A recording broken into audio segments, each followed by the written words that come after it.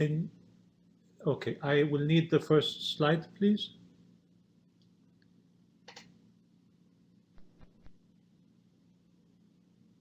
Let's hope it works. Are we presenter? Webcam.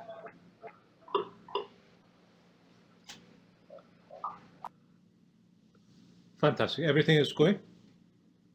Yeah? Everything is good? Yes. Okay. Thank you.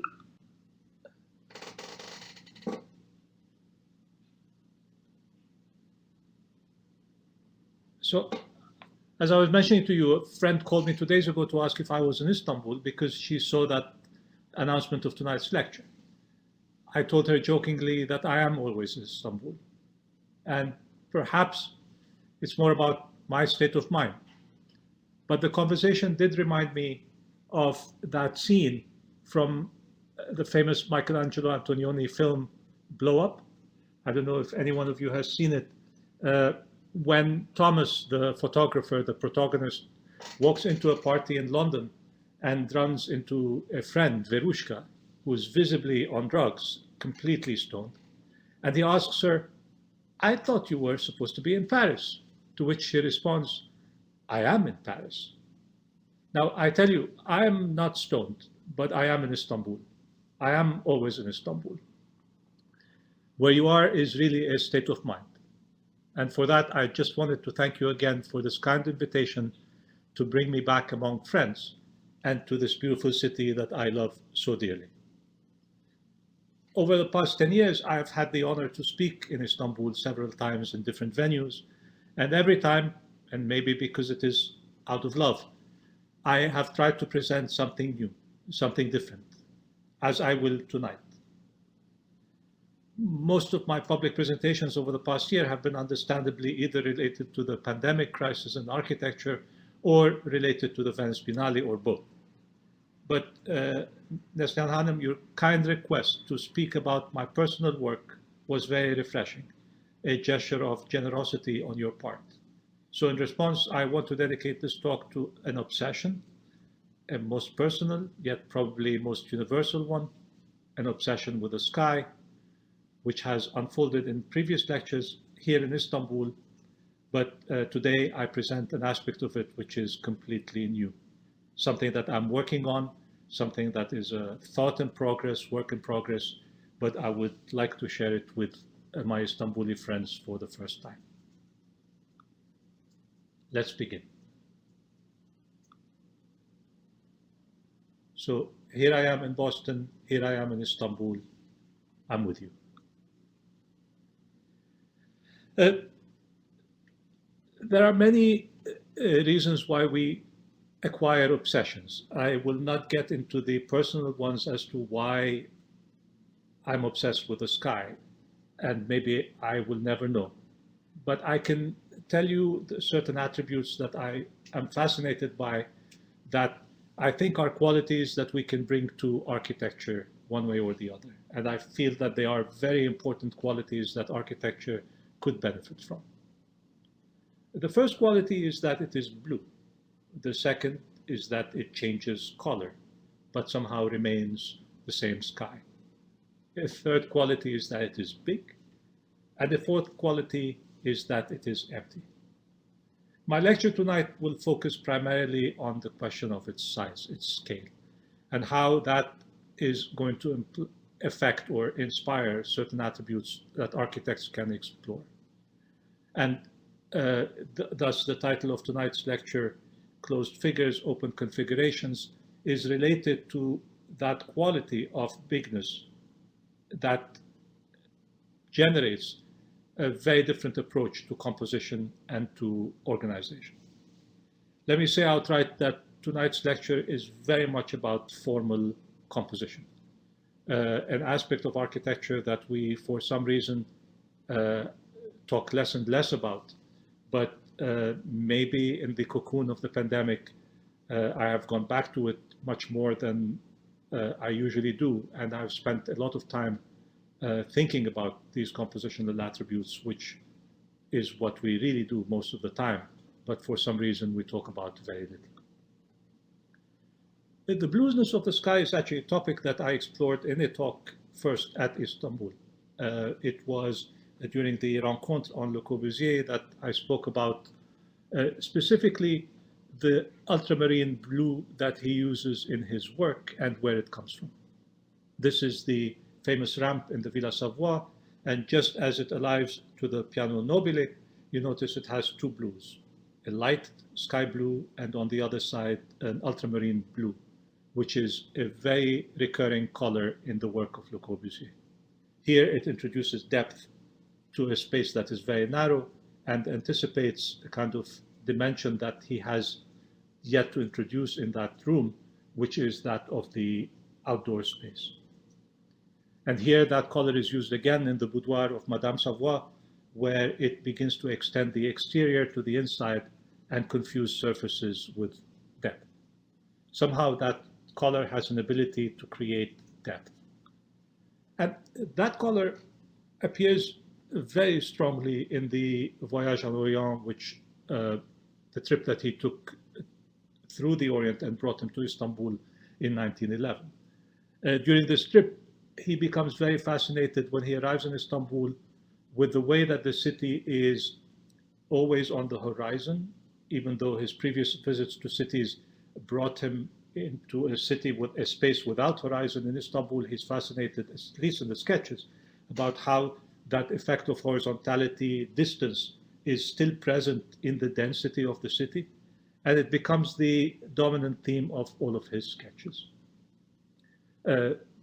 The city recedes and the color blue recedes, and therefore he brings that blue again and again into the composition of the city and the composition of the spaces. When he goes back to design his parents' house, he uses that color blue in the backside of the house where it's narrow and applies it to the walls of the garden as well, in a way creating a confusion about whether one is inside or outside, whether one is looking horizontally or above. That color is primarily also used in many of his projects since in order to effect depth, in order to create distance or scale where it isn't. This is in the very compact housing projects of Pessac. And then it comes back to animate Le Poème Électronique, which he wrote for the Philips Pavilion. It is the background of the Philips Pavilion. It also appears in his polychromie project about color as a prevalent color that creates depth. But importantly, I feel that the presence of that color in his work has a lot to do with the search for the possibility of being there and not there at the same time. When you're in the depth of the city and seeing the horizon, it's a very displacing effect that you are at once in the place and not in the place. Being able to see it from a distance while realizing that you're in the middle of it. And that experience, this kind of cosmopolitan estrangement, is very characteristic of the modern spirit. And he tries to represent it in his notes as either one line or two lines, meaning that the occupied surface of the earth is a thick line or the meeting between sky and sea, between two blues. And that line becomes a very pleasant one in his compositions of cities, which appears like a beltway in Algiers or in Rio, a kind of inhabited line that clears the ground and clears the sky and creates a zone in between for human occupancy. And appears again and again in many of his urban compositions. Even in his skyscraper cities, it becomes that zone that divides sky and ground. And if you notice in this view, the angle at which it's taken allows for the buildings on top to be aligned, and therefore you're hovering but not high enough, and the space of the city recedes into the depth, creating an effect of distancing, while you're really in the middle of the city at the same time. It is that becomes really the driving principle of the organization of many of his urban forms. And as you know very well, those sketches of Istanbul, the land use distributions of Istanbul, enter deeply into the Siam principles as well. In many of my projects, I've tried to absorb that idea of at once being present in front of the surface, but that surface recedes. And creates a distance. This is in a project for Shenzhen Hong Kong Biennale, where we were asked to design a pavilion along a street and to reflect on the Strada Novissima of the 1980s, which was in Venice, in the first Venice Biennale, asking different architects to design facades. And in this case, we made the facade hover, ultramarine blue, with an inscribed horizon that takes your eye up, so that as you walk along the street, it at once respects the alignment of the narrow street. It introduces a horizon in it, but it also floats and recedes away from the other buildings. The blueness carries into many projects, and I'll just give you a couple of examples, again used in order to create or effect a certain depth. This is in the Byblos Town Hall, where it is applied to the narrow spaces of the facades of the three boxes of the building. And in this case, it's a Prussian blue, not an ultramarine blue, but it creates a reverberation between the two facades because of its reflectiveness and with the sky as well.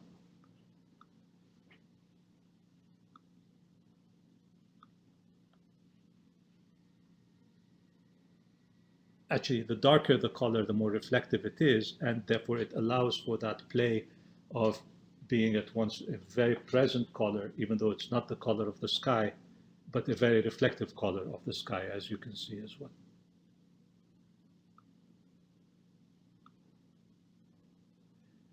We've used this color also in several other projects for facades, and in this case, it's a series of shades of blue in order to at once give a project a certain level of unity and variety, but also to scale it back, to push it away, and to play as a set of cold colors, contrast against the warm colors of the interior, which begin to leak out, to kind of strengthen the invitation to draw you in that respect.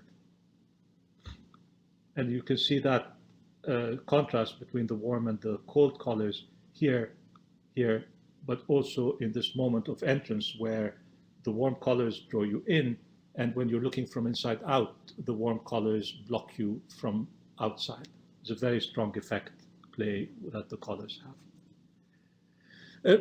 There's another aspect to blue, which I think is a very beautifully contrasting aspect with architecture's materiality. Blue somehow is immaterial. We have very few natural materials that are made out of blue.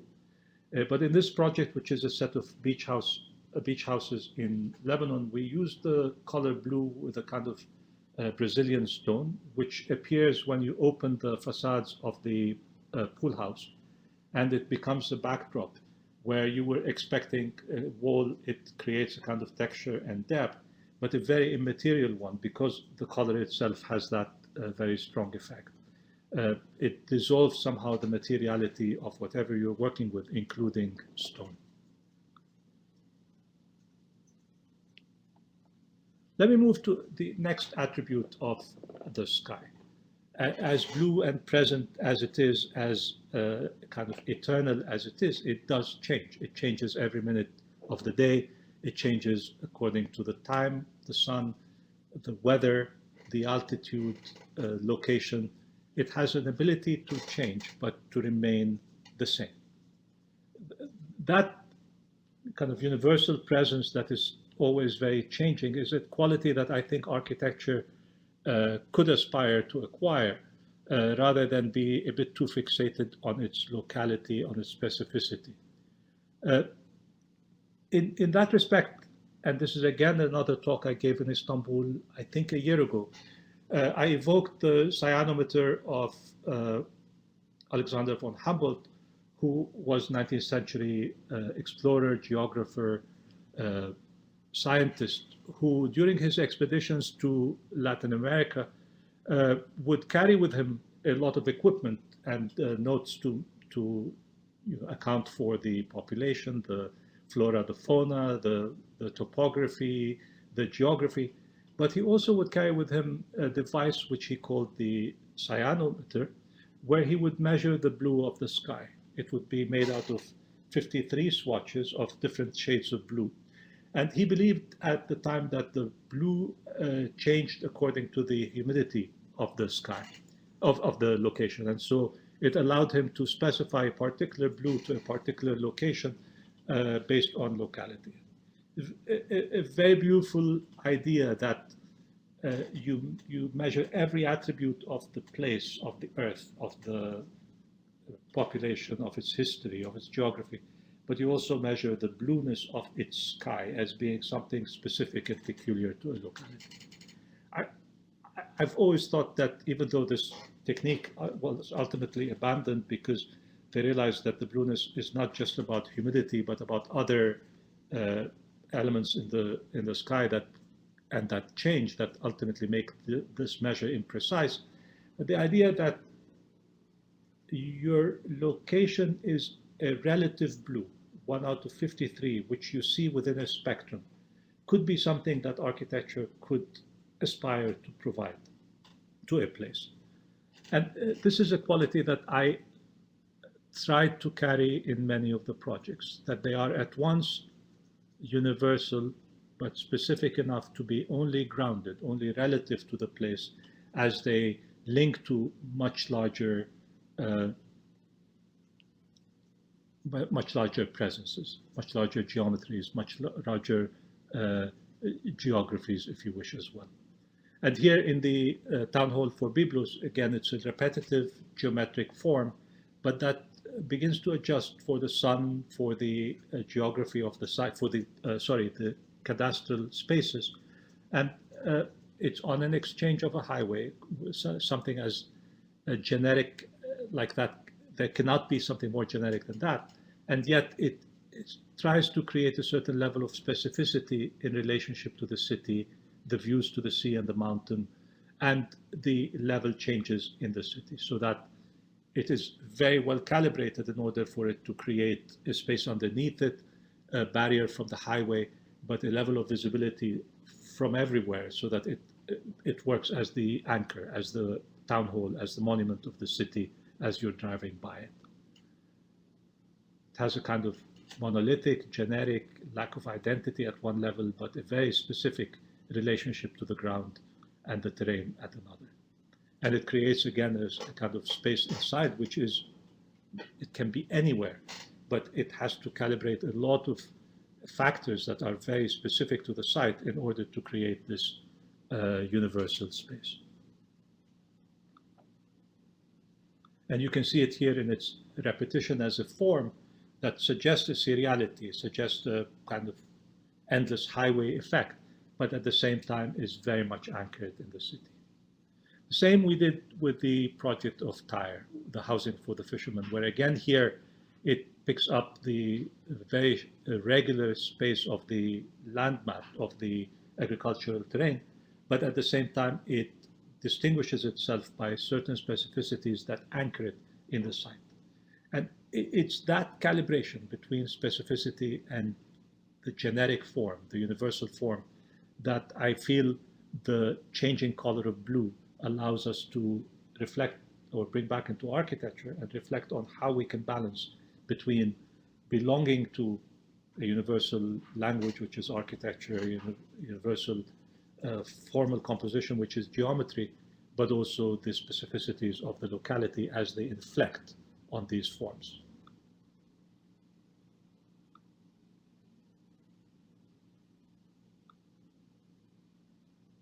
Again, in a project that was a temporary structure in downtown Beirut, it was a specific site for a balloon landing, where we tried to magnify the possibility of it being a universal form, a square.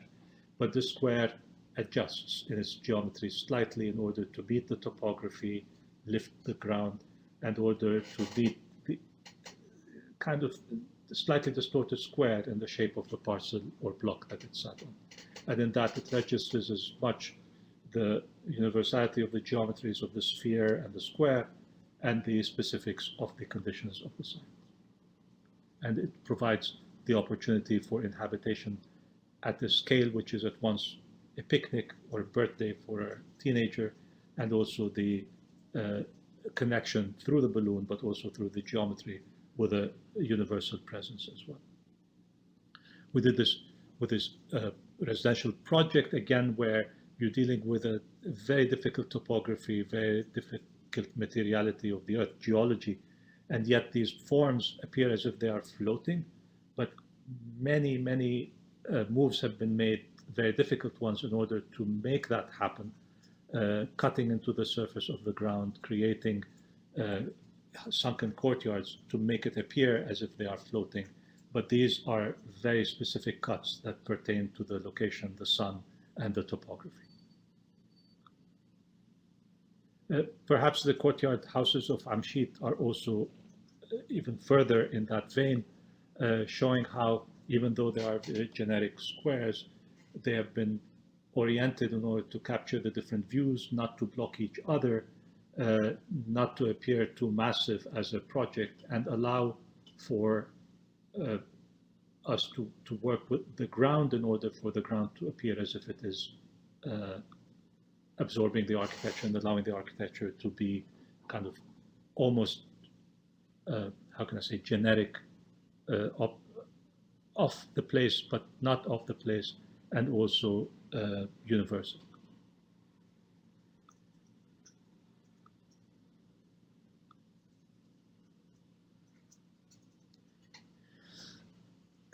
This brings me to the main topic of tonight's lecture, the scale of the sky.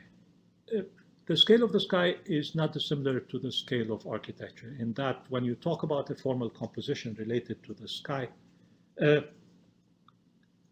it creates a problem.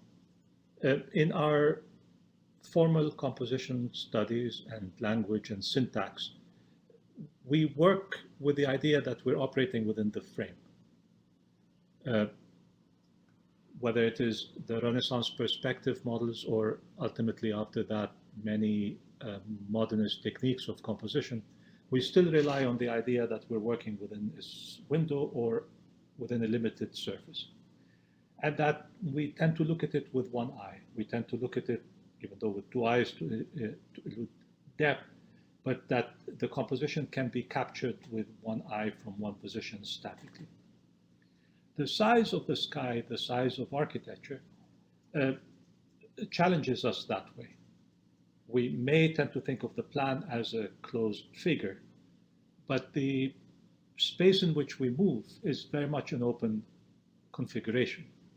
And that tension between needing a closed figure to allow us to orient ourselves to capture a space or a moment, and the openness of the configuration through which we operate is something that the sky has a lot of lessons to teach us about. And maybe we can spend more time on those now. So I venture into this topic kind of head first, knowing that it's new in my thinking and what I'm looking at, but it is something that I do want to share with you and get your feedback about. I'm excited about it. I don't know where it will take us, but I'm hoping for interesting things. This dimension, I've been looking at specifically the work of Giambattista Tiepolo, a Rococo fresco painter from Venice, whose work was highly successful at the time, very much in the Rococo vein,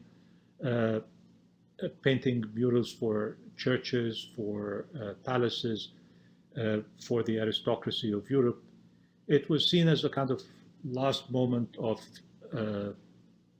optimism in Europe, and there are a lot written about his work, but probably, as you know, as students, as faculty, the Rococo period is looked down on. And so it has taken me a while to get into Tiepolo. Perhaps I was very encouraged by my visits to Venice, where, because of the Biennale, I get to go there and I see his work and his presence in the city. And there was something very different about his work than the work of Titian or Veronese, to whom he owes a lot, but actually his work is very, very different. This in particular is a painting on the ceiling of a prince's house in Austria, in Würzburg, which is painted over the staircase. And this is a study. Now, this is the real painting that happened afterwards on the ceiling. And going back and forth between the study, which is still captured with one eye, and you see the frieze, the the enclosure over the ceiling made out of allegories of the four continents. And then in the middle, a deep sky with deities and others emerging and moving. I think it's Apollo right here in the middle who's leading or orchestrating the space along with the other gods. A very interesting flattening of the continents onto the sky, almost like a map, taking the geography of the Earth and putting it up. And you will notice in many instances of his work, there's always an allegorical sphere that pulls it back together as to tell you this is what you're looking at. But there's also a mixture, not only of continents and ethnicities, but also of different references to ideologies, religions that happen in that same space. The possibility that you are looking at representatives of Africa next to Apollo, next to Christian icons, next to Asian figures and motifs, it gives you a sense, I mean, all of his paintings are called apotheoses of this, apotheoses of that, but it gives you a sense that what he's trying to capture is the bigness, is the totality, and allow you to roam within that totality. This image is still very much composed with the idea that it is frameable, it is a window onto the world. But it is when he gets to images like this, when he actually is painting over the ceiling itself, where you can begin to see, if you are able to draw this as a picture, as one thing, how distorted it is. And the distortion has a lot to do with the fact that it's painted on a slightly curved surface, but that it's painted precisely so that it's not seen by one eye, because it can't be seen by one eye, but it is to be seen all in the round. And tried to make a lot of studies of how the composition is made. And you can see that in the image on the left, that there are many vanishing points that are organizing it. And in the image on the right, how it is very much made out of a series of frames that take you in depth. And that's how the depth is constructed. So it's a flatness that is repeating itself. But there is a wealth in his pictorial compositions that you can also begin to see in how, from different vantage points, the painting begins to appear differently. And one technique that I will talk to you here about a little bit more, which was very well described, and it helped me a lot to read a book by Michael Baxendale and Svetlana Alpers about his pictorial intelligence, is a technique of densifying the figure in particular clusters in the painting, where it's not just one figure, but a mixture of many figures or parts of figures that allow you to see them from that distorted perspective, creating densities and then élans of open space and then densities again, and beginning to create constellations of clusters that make the eye move as the body moves in the space. So in a way, there are two forms of figuration in Tiepolo. The figuration of the frame, the frieze, which is an enclosed edge but is always loosely open, and then the figuration of a composition that is no longer guided by one eye, therefore by perspective or by the flatness of the surface, but by a mnemonic device of figuration that moves and compositions that follow your eye as you roam around. Let me spend some time talking about those two forms of figuration, but that's the staircase in Würzburg. And you can see here the cluster of the figures, the kind of fact that even though this is Asia on an elephant with many figures wearing different costumes from the continent, but you can see how none of them is complete. All of them are completing each other, but they're all suggesting that they themselves are moving, wrapping into each other in order for that ultimately to unfold in another setting somewhere else as you move, in another part of the painting somewhere else as you move. There's a mastery in his work of seeing figures from below, painting people as if they are flying. And I don't know how he managed to imagine people flying at that time when you could not simulate a lack of gravity or have glass ceilings or from under which you can see how you do that. But it's a very beautiful immateriality of the body that he imagines as in these ceiling paintings. as you can see, I'm obsessed. But these are some studies I did of some of the figures that he had. This is a painting by him of the apotheosis again of Saint Roch. And you can see the bundling of the different figures that produce at once interlocking so that your eye goes deep to understand what is going on there, a moment, a density, but then an inability to comprehend, and elements like swords or poles that point you in different directions, and hands that then lead to other figures in the sky that create narratives and connectivities. So these knots, these very beautiful knots, are amazing compositional features that I think we can think about in architecture. And you see the poles here at work. You see the way the hands and figures connect, but you also see how this is a ceiling in a palace in Spain, I think.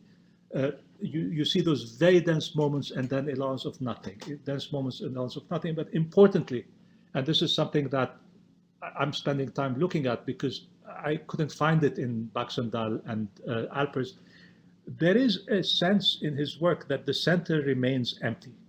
The openness of the configuration of the sky as being composed of layers of clouds, of layers of figures that add up to something, always leaves the center empty. That intense edge and open space, the idea that the edges inform enough the possibilities of inhabiting the center, but leave it alone for the future, for other configurations, because it is so big, is a very fascinating dimension of Tiepolo's work. And I think that architecture can take a lot from that, can really learn a lot from that. I've tried to see what is it about the intensity of the edge that informs that openness in the space. And these are all variations of studies on the open space in the middle. But for me, the most sobering, but also the most apotheotic, if we can call it, is the painting of the Santa Maria della Pieta in Venice proper, which is located as a very, very Rococo exorbitant piece in a very ascetic space. A church was for the orphanage, the kids studied music, and the painting scholars are rather sober. They blend well with the architecture, but there's nothing more dynamic than the composition of this painting in its ability at once to, even though it is seen with one eye, to let your eye roam, creating those concentric enclosures, but at the same time leaving an oculus, an openness on one side. And you can see here the representation of the dome as being the thing you're looking at, but it is unfolding at the same time. Just a couple of moments of knots. You can see the amazing interlocking of figures here.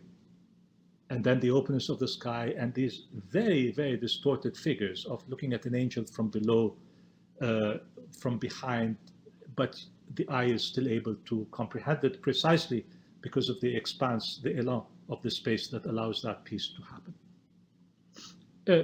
Now, this compositional strategy of being forced to rely on attributes other than the pictorial frame in order to compose a painting is not unique to the Rococo ceiling paintings or for ceiling paintings in general because of their scale. It actually becomes a very important technical problem for panorama paintings of the late 18th, early 19th century, which was a phenomenon of paintings in the round, in a kind of building of a diameter of about 40 meters, where you would put a picture and paint it on a surface, you would go climb up in the middle and look at it as if it is a real scene. This became a very important phenomenon in the 19th century, where paintings of distant cities, paintings of battle scenes, paintings of historic settings became the norm, and people would visit them almost like cinema or theater to find out about what happened at the battle at Nuremberg, or the battle at Gettysburg. Nuremberg happens much later, and the battle, or what Istanbul looked like because you couldn't go, or what a historic city looked like based on archaeological finds. But it was always simulated to become a reality. Now we know reality is not a picture. Reality is a space that you move around in, And as a result, the compositional logic of the picture falls apart. There's the famous Passage de Panorama in Paris. Walter Benjamin has written about it. And this is I found this image of a panorama of Istanbul in Paris, in the Panorama des Champs-Élysées. And here you see that you're arriving, this is the thing you're looking at is a painting, but cleverly the top of it and the bottom of it are blended into a half or 2.5 dimensional motifs that allow the eye to feel that it's continuous. There are people walking around looking, and the composition is no longer about a window, a frame. It's about the horizon line. It's about foreground, the railing, the chairs, the people, a foreground that moves, a middle ground that is slightly changing with your changing position, and the background that doesn't move at all. This pictorial depth is working without a frame. It is relying very much on the horizon line in order to allow you to move your eye and to locate objects, measure distance and depth. And it is relying a lot on other people to help you see. In this case, I think it's a battle scene from the Franco-Prussian Wars. A former soldier is guiding others to explain to them what happened that day. Vision, experience are public, are social, and the eye is also a social eye, which is very important in representing that scale, because our understanding of the pictorial is always about me and the picture. When the picture becomes very, very, very big, when it encompasses us like the sky or like architecture, we rely on other eyes to see it. And therefore the composition has to take that into consideration. And here is the staging of a panorama, which also, like architecture, required many different skills, many different experts in order to pull it together. An atmospheric expert, a perspectival expert, a figures expert, etc., in order to make that painting work. But importantly, as you analyze the composition of the panoramas, when you make one picture, you rely on one vanishing point or two, or maximum 3. In the cases of the panorama, because the eye moves, you not only have to create many vanishing points, but you have to hide the transitions between them in order for it to feel seamless. That as your eye moves, it's not jolting, it is moving between things. And thus the creation of things that are not unlike the figures, clusters of Tiepolo, of very dense figures that belong to many different perspectival positions that allow for that transition to happen across these knots, across these visual clusters. And you can see that again and again. I've worked with one of my students, Jad Morgan, on the evolution of the horizon line and how it is made, because I truly believe that we do not need the existing horizon line in order to imagine this composition in depth, but architecture can feign it. And that we have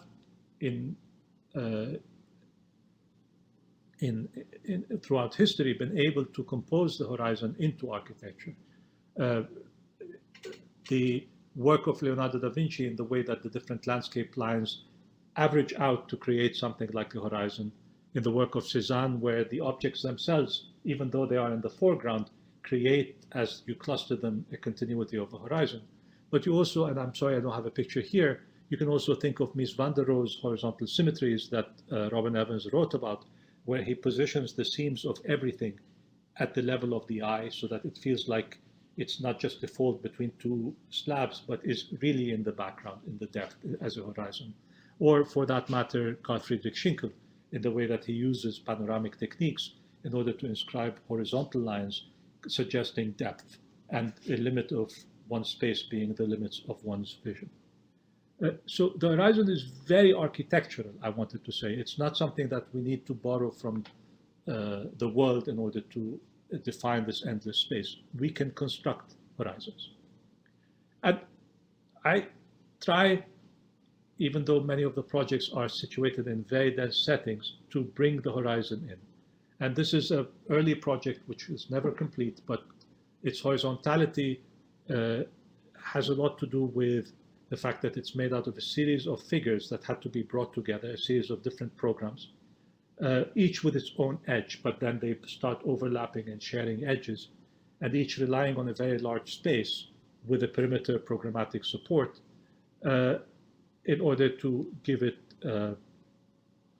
has a programmatic integrity. But what happened is because you lose the gestalt of the space or any of the programs, I relied on the horizontality of the idea that you could cut across it with your eyes in order to connect it, not only internally, as this section suggests, but also with the Mount Lebanon in the background. And this is a view which explains how that kind of connectedness happens, because we also brought it exactly above the olive tree field in order for that possibility of a horizontal cut across the density of the building, across the fields, all the way to the horizon can happen.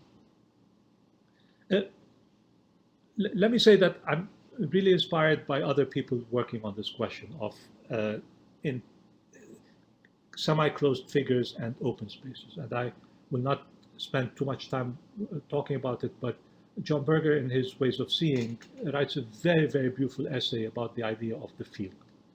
And the field is an enclosure, but it's open, semi-open, has some figures on it. They don't really belong to the pictorial depth, nor to the flat, but somewhere in between. It's as if that you're looking at a view and the plan at the same time. And it's open for possibilities. It's very specific in its framing in order to allow for that to happen. And it's animated by changing conditions and is open to change, which is very important. This is the site plan of the Villa Savoie. That's the Villa Savoie in the field. Look at this amazing image of it, which puts it on a continuity in its perspectival composition with the curvature of the field, as if you're sitting on the curve of the earth. But the most important field condition in the Villa Savoie is on the terrace outside, where you're looking at an open space defined partly by the building and partly by a series of objects, including the ramp. And this view is a very telling one, because you're both inside and out. The beltway of the ribbon window is enclosing it but leaving it open, letting it leak, and creating that kind of fluid exchange, even though the inside is very enclosed. And it risks opening up as you move around it, but it is still held by that freeze, by that semi-enclosure of the edges. You can see it here very well. In a way, most of the projects that we do in the studio are based on that idea. More literally, the idea of a courtyard, the idea that there is an intense edge and a center that is open for the possibilities of occupation and changes of occupation, like life itself. And this is a planned study for the balloon. This has been, again, a preoccupation about how do we define an edge in adjustable conditions to the exterior in order to allow for an open world inside to happen. This is the approximation of the square edge in the balloon and how it creates that possibility of openness. And this is the same exercise applied to the houses in Amshit, the beach houses, where you can see clearly how the edge is not just a spatial edge, but a structural edge, a programmatic edge, a mechanical edge, a sustainability edge, and the openness that to allow for that openness to happen on the inside. And it repeats itself at different scales, from the scale of the plan itself to the scale of the perimeter as you begin to define it out of a series of lines, to the scale of the tower and how its thickness, the thickness of the wall is occupied in order to leave more open space on the inside. This creates these moments of, I don't say invention, but difficulty, these figurative densities in order to create that open space in front. And the tower itself, let me just move quickly to the tower, where you see the surface itself opening it up to make out of the whole tower an edge of the view as it becomes a balcony. We use that technique in the Daily Mosque of, it's a competition that we never won, but you see the plan as you move up in the section, it moves from the density of an edge to a kind of idyllic sky-like shape. And you see the density of the edge on the outside and the openness of the space inside. In discussions with a friend of mine, Nader Terani, architect of Nada, we've always been talking about this distinction between figuration and configuration. And he came back once with a slide in one of his talks to position the figuration as the slide on the left and the configuration as the slide on the right. The figuration, you're working with a predetermined figure or shape, and you stuff things inside it.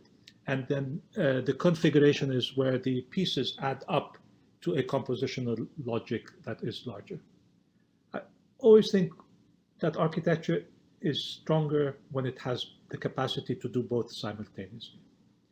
In a series of studies I did of parasols in Fethiye, I think, one summer, 2014, tried to see how we can create a figure out of the repetition of the parasols, where I simply took away the stick, and the density that perspective can offer in order to shape these figures. But they are, as you can see, still loose, still fragile, vulnerable to logics of sky. And here I come back to Le Corbusier's Venice Hospital, because I feel like of all additive projects that are made out of an additive module, it's the most masterful at being also figurative, in the sense that it is cut, it is precise, and it is adjusting to the repetitiveness of the courtyards in the city, which it extends, but is still maintaining its figurative strength. The balance between those two is something that really we can aspire for in architectural terms. There's a lot to be done there. And comparing that to the plan of the Berlin Free University, which is all about the configurative logic, which loses its definition except at the localized scale, loses its graspability. The Venice Hospital has a much more masterful way of organizing things, particularly in section, where it creates a hovering plane above the city, even though it is copying the footprint of the city and taking it up. And yet it has a very precise configurative logic out of repetition of the module of the bedroom. The housing project entire is a little bit of that. Repetitive, mathematically a very rigid, rigorous model of repetition and interlocking, but it ultimately creates the figure of the shape. However, I dare say here that it is not like the Corbusier piece, because the figure is inspired from the outside, whereas Le Corbusier's figure is very masterfully crafted from the plan of the city, but then makes its own object out of it. And I would also say that a little dilemma that we faced in the composition of Byblos, after we finished the 3 projects, we were asked to create 2 bridges and the staircase that connects those 2 bridges. So if you're working with a serial, repetitive, configurative logic, how do you add a 4th piece to it, especially that 4th piece is at the tight end of the ramp over here? You see one bridge here, the second bridge will go where the staircase is at the bottom left.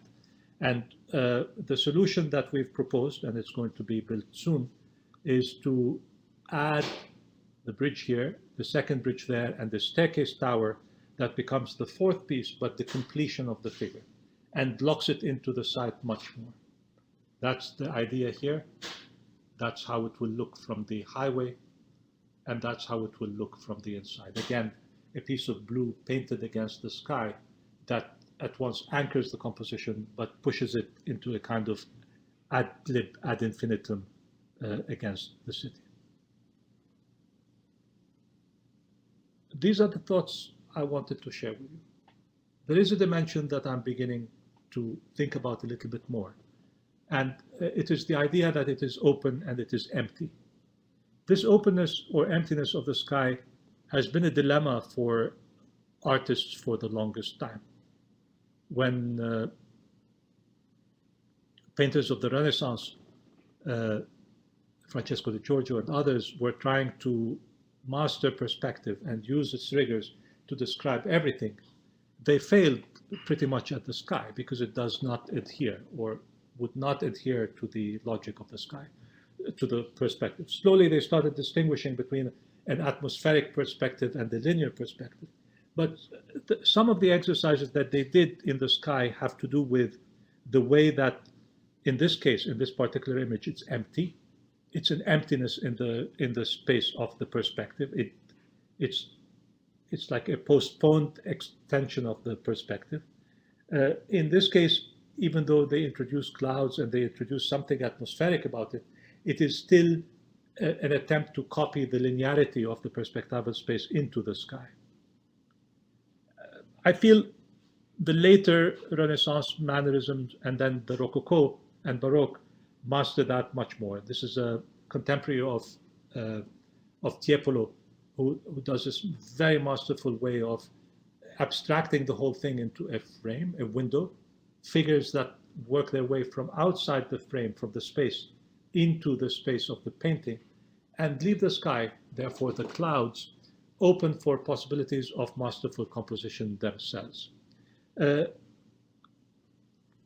Here, John Ruskin comes back and tries to implement a geometry onto the clouds.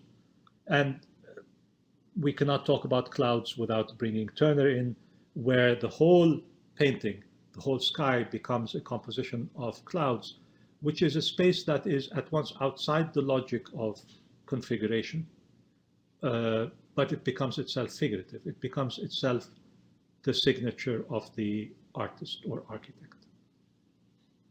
Ibad Amish, in his book Theory of Clouds, has written exactly about this problem. Why I find it to be a very beautiful opportunity here is because here that void, that possibility of inhabitation with different means, we can call them clouds, is also the space of the signature of the architect or of the artist. In that sense, in its rigors, in its openness, in its possibilities, but in its clouds, the sky offers us a space for invention, a space for projecting our imagination, while holding on to these other attributes which connect it to the world and to the universe at large. That possibility of allowing a signature for the architect, of forgiving them their egos in the sky, of having authorship while belonging to a much larger universal collective order, is something that I would like to explore more. But maybe on my next trip to Istanbul, we can talk about it. Peace.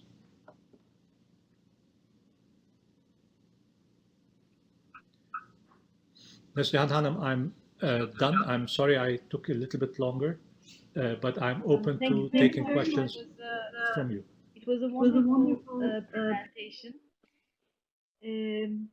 Now, I think we can start with the questions. It's always difficult to begin the questions, to start with the questions. So I think I will start, and then I'm sure this, our students will follow. I just wanted to make some comments about your biography. Studying your biography, one notices that your life is full of combinations, Hashim. You are a well-known educator and also a famous professional architect. You are a scholar and also the dean of MIT. You were born in Beirut, but educated as an architect in the United States. And you still continue to design and build in various countries in the world, mostly in Lebanon and the United States.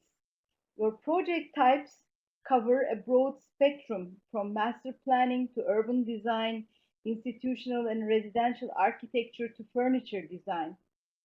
The title of your PhD thesis is Publics and Architects.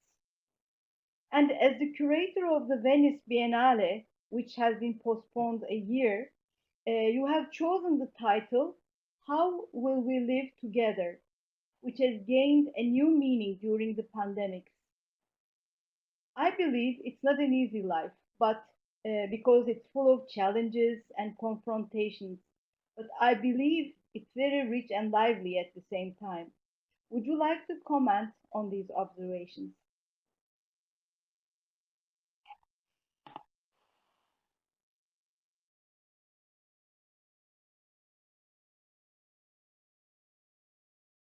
The task of making buildings, but buildings are complex. Buildings are social, buildings are formal, buildings are material, buildings are environmental, and they do require us to go in very different directions in order to know better how we build. As much as I'm talking about painting, I hope it's clear that I'm talking about architecture. As much as I'm talking about democracy and society and how will we live together, I know that I'm talking about that in order to be a better architect or to help us think of architecture as a better instrument for society. So I hope you forgive my breadth for being the breadth of the field, not mine own, and that I'm looking in these different directions in order to bring things back home to architecture.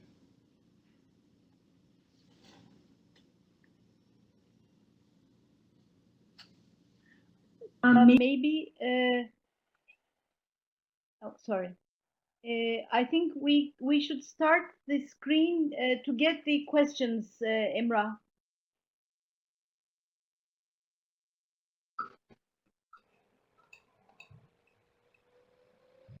Yes. So let me say this in Turkish. Sorusu olanlar alta yazabilirler.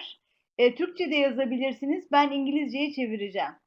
So you can ask your questions in English or Turkish. If you write in Turkish, I will translate it to English.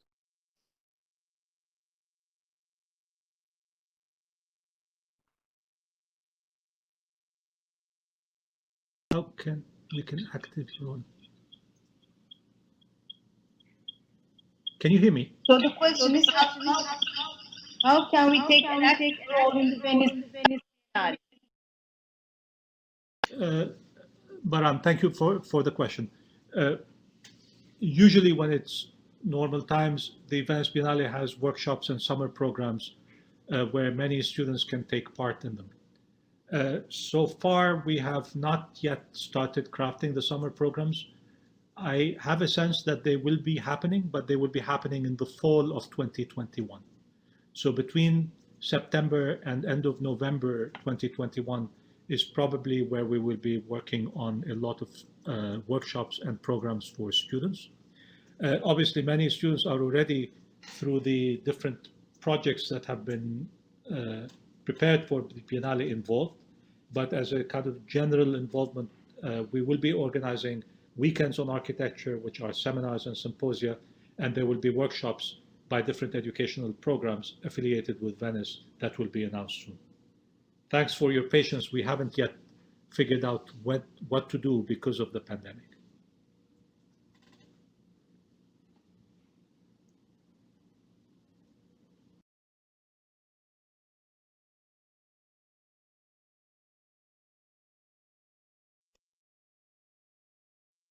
Some students are writing, but I'm waiting for more.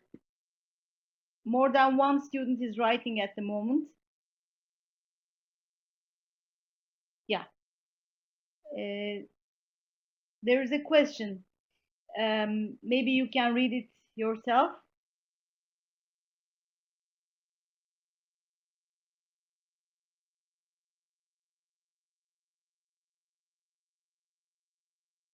Your kind words. I would say at one level, yes, we should anchor it in the sky and not only in the ground. But what I'm also trying to do is draw attributes from the sky, very specific attributes. I'm being very literal in the blue, in the changing of color, in the size, in the idea of the cloud and signature, in order to see whether we have been thinking about these. I mean, it's very clear, let me say, that these attributes exist and we have been looking at them very closely. I hope it was also clear, even though I've made it implicit, that painting has been looking at them much more than architecture, and that architecture has a lot to gain from looking at painting, looking at the sky. So yes, it's a gold mine of amazing compositional, experiential attributes that I'm hoping we can bring to the architectural world. Well, has asked its lecture presentation. I was wondering lecture presentation time process. Maybe you can.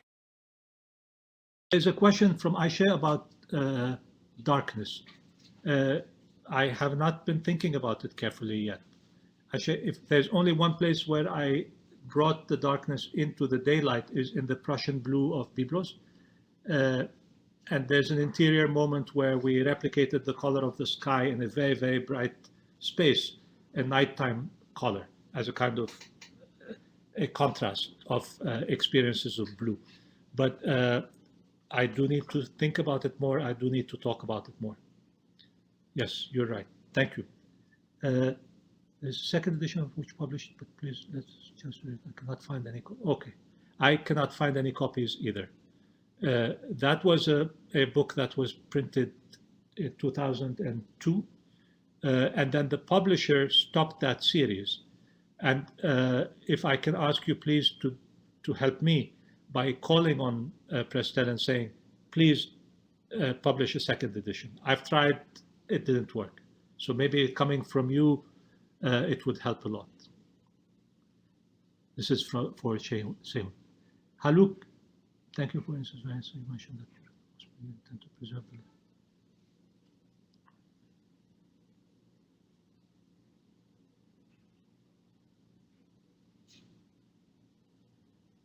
Haluk, this is a very, very helpful question. Centrality has also evolved in different traditions. Let me just share with you anecdotally, also from Ibn Danish, the notion of the perspectival center of space and how it has evolved. In the early days, when they discovered perspective or invented perspective, they would paint a scene in a room in perspective, but when the prince entered the room to view the scene, the prince would not sit at the point from which the perspective painting was constructed. The prince would sit in the center of the room. Because the center of the room and the center of the painting were different things, and the prince had to inspire centrality by sitting, or command centrality by sitting in the center of the room. It was only in the 17th century that the center of the perspective and the center of the room converged. So that notion of centrality has a very different interpretation within one tradition, and I'm talking only about the perspectival tradition in European Renaissance to Baroque art. I'm sure that we have very different understandings of where the center is. I hope in using the word center, I did not talk more about the focal point or the emanating idea of power. I was meaning more the emptiness or the centrality that results out of framing a void. That's my use of the word. Now, I'm not so well versed with the different ways that the notion of center has been used, but in different settings and different cultures. But you do make me realize that there is a certain relativism in the terminology that I should be much more aware of as I'm speaking about it in different settings. I am in Istanbul after all.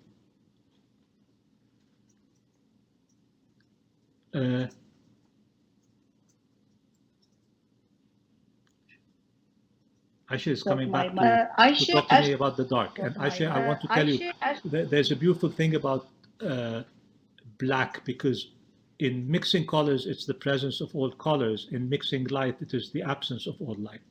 And that, that is a shade of blue you have to remember. Remember, when they say something is so black, it becomes blue. I would like to explore that too. Alper, thank you for your very kind words. And Dilara says, do you have any advice for interior architects? I don't have advice for anyone. I'm just telling you what I'm thinking about these days, and hopefully it could be helpful in your undertakings. What I would say, if anything, to the interior is that it's a domain that we haven't been looking at carefully. But if you noticed, a lot of the applications of the blue that I was describing are about being able to create a feeling of endless space within the interior, within the depth of the interior of a room or a very tight space. So we can inscribe the infinite inside a very small space if we just pay attention to the techniques that the sky makes us feel.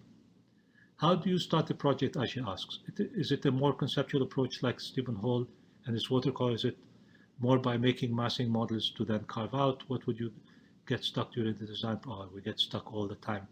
Aisha, there's a very, very beautiful book by Edward Said called Beginnings, where he looks at how books and essays and writing begins.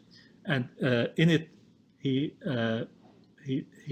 argues that you never begin you always find yourself in the middle of something, and then you construct the beginning afterwards.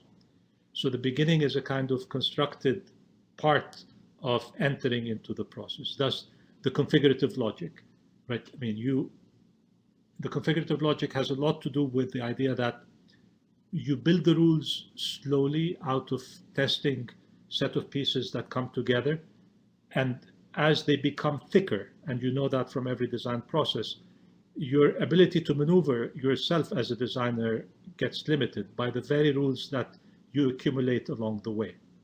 And that this configurative logic also constructs its own beginning and its own end. I would focus on the middle rather than on the beginning of the process or its end.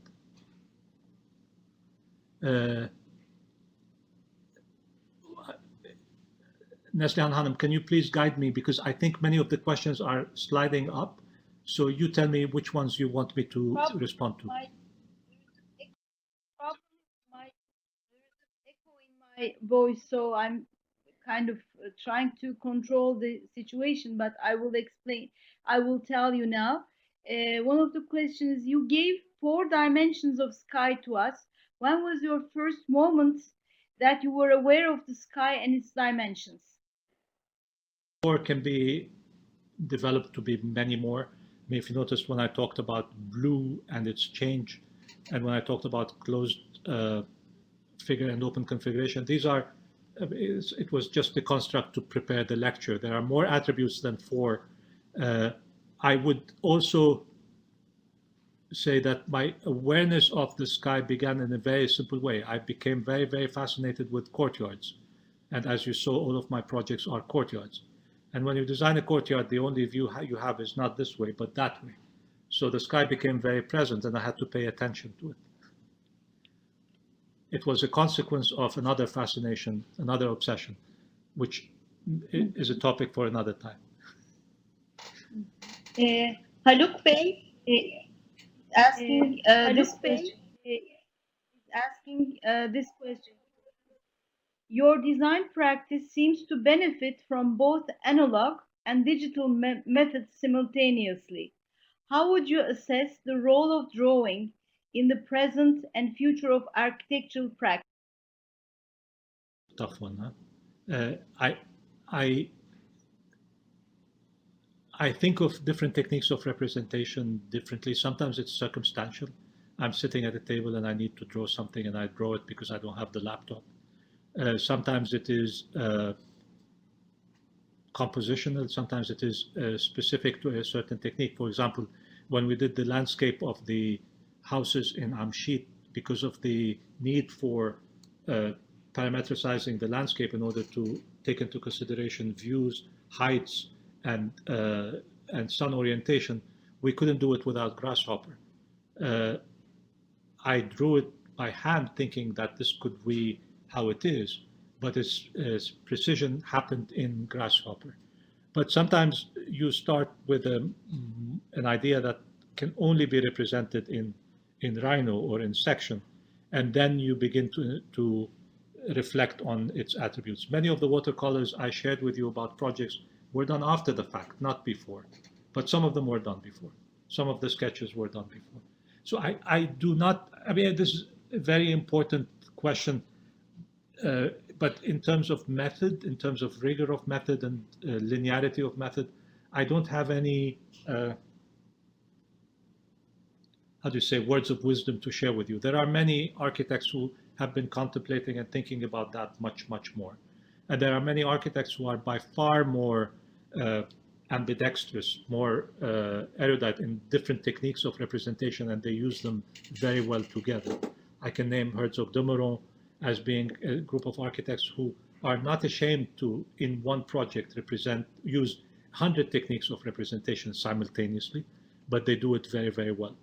In Istanbul, in Turkey, I can turn to my friend Hantu Mertekin. I don't know if he's here to help me out with this question. He's someone who's been very precise in his techniques of representation, particularly when it comes to the relationship between the drawing of the detail and the drawing of the overall project.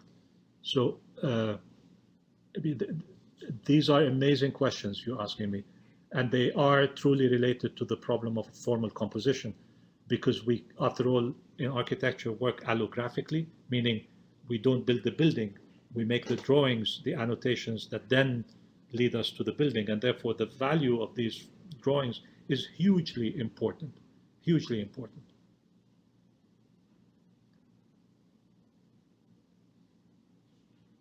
Question.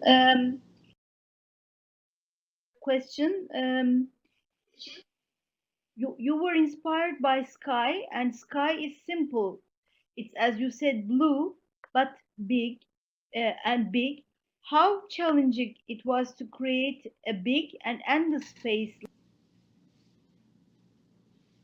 I think it was in Hamlet where he says, I could be inside a nutshell and consider myself the king of infinite space.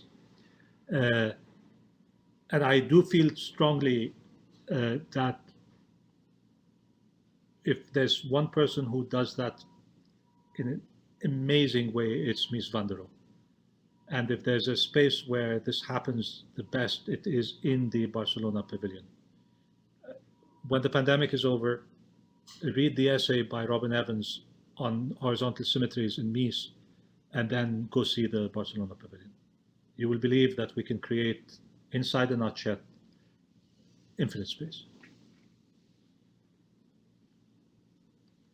Ayşe Hanım actually herself. She said she's let's see, where is this? She's an RISD alumni living in Istanbul, and she says it's an amazing chance to listen to your presentation. Feels like being in BEB again, and she thanks you. And she asked another question. You said for representation in Istanbul, the name is, yeah, she's from Rhode Island School of Design. That's where she's from. So they are also asking about the name of the book, please. They said, I don't know which book they are.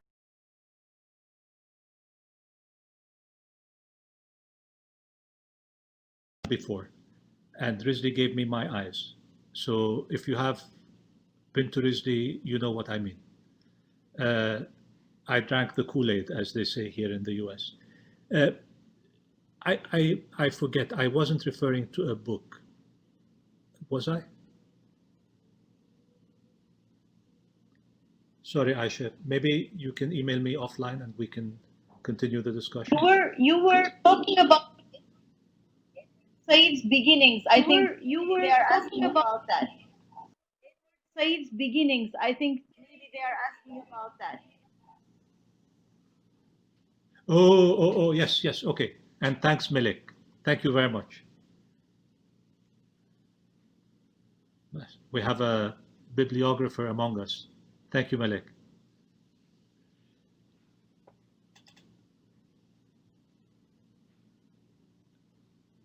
So, any other questions? You must be tired. It's 9:20 in Istanbul. It's almost 9:30. Yeah, you have to. Have you had dinner? Have you had your? Yeah, it's almost 9:30. Your drinks before you go to bed.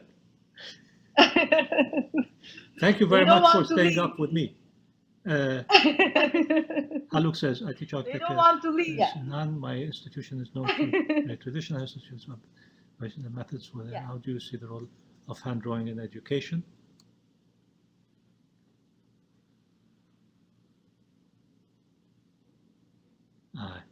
There's hand drawing is going away. I can tell you that at MIT, the main place where they teach hand drawing is in theater arts, because they need them to help them speed up in terms of quick register of the stage set and all. I would say I just know from working in the studio where the use of hand drawing is going away among the new hires and all. But a very, very simple aspect of the hand drawing that is, I think, indispensable, which we can't always do on the screen as well, is the idea of layering, of drawing over something. I mean, now we're getting better at it with the computer, but the need for layering is important. I do not see a difference between the hand that holds a pen and the hand that types on the keyboard. The compositional skills, if you have them, you can apply them anywhere. The idea of layering, of clarity, of legibility, if you have those skills, you can apply them with any technique. So there are certain skills that we have by hand, but we should not think of them as mutually exclusive. I think that becomes the most difficult part to overcome if we say either this or that. There is a compositional logic and rigor and dexterity that we need to acquire, and it can be achieved with different tools in different media. Okay, Hamdi Mertekin is asking a question. He says, okay, Hamdi Mertekin is asking a question. He says he learns a lot from you every time he listens to you, and he asks you if you can tell us a couple of things about section. As obsessed with the section as I am obsessed with the sky. And I've learned a lot about many things, including the section from Hantu Mertekin. So you're asking me to talk about the section? Shouldn't you be talking about the section, Hantu Mertekin? What can I say about the section other than the things we've talked about as we walked up and down the hills of Istanbul, and how that amazingly thin space of the world that we occupy is so thick and so rich, and how as you work your way in the section, you're able to work your way from the interiors to the exteriors. If there's a drawing that will make us think of the infinite more than any other drawing type, it's the section. The section is going to make the infinite happen in architecture. Let me leave it as vague as that, because the rest will have to be explained by Hantu Mertekin himself. So I think we have to invite Hantu Mertekin and let him talk about section. And let him talk about representation as well, and show you his drawings. In more detail. Definitely. Definitely. So people are thanking you, but Ali Dostoğlu, Ayşe, Yüksel Demir, Haluk Uluşan, they are all thanking you. One last question. I think we will leave with that because it's almost 9:30. As an amateur astronomer and a master student of architecture, sky always inspires me during the designing process. I would like to ask about your projects for both Earth and space. Also, what do you think about the project if I can say thank you very much for your kind words, and also to say tune in to the Venice Biennale. There's a whole section on space and on Antarctica. It's not my projects, but these are very, very inspiring projects about that.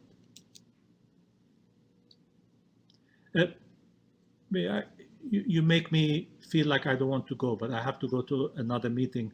I have to go to lunch, and you have to go to bed. So I thank you very, very much. This wonderful. I have to say, this has been a very beautiful challenge you put in front of me. You said, talk about your own work. And I realized that I have to tell you what I've been doing recently and thinking about. And I stopped everything else and created a space to do that. I wouldn't have done it without you. Thank you very much. Thank you very much. Peace. Bye. Thank you very much.